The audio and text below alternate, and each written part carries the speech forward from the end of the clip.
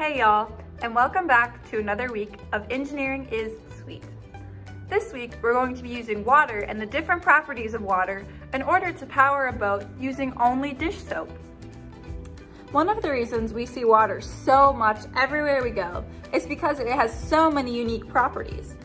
One of those properties that's helping our experiment today is surface tension. Have you ever been at the pool in the summertime and you jump in the water and do a belly flop and you just smack flat on the water like that and it really hurts your stomach?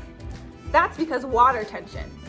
So when you jump into the water feet first, your feet break the water tension and so it doesn't hurt when you fall into the water. But when you just flop on belly first all the way laying out flat, you're not breaking the tension before you hit it, and that's why it hurts so bad. So now we're going to watch some examples of the experiment we're doing today that was demonstrated in the other video. As you can see, when you put the soap on the back of the boat takes off.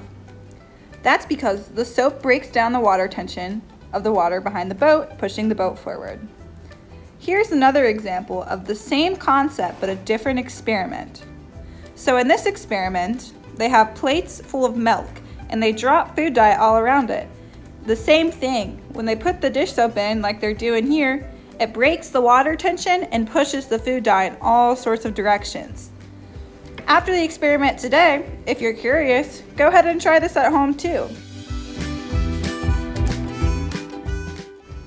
Here's the same experiment as the ones you just saw, but on a really, really big plate. Pretty cool, huh?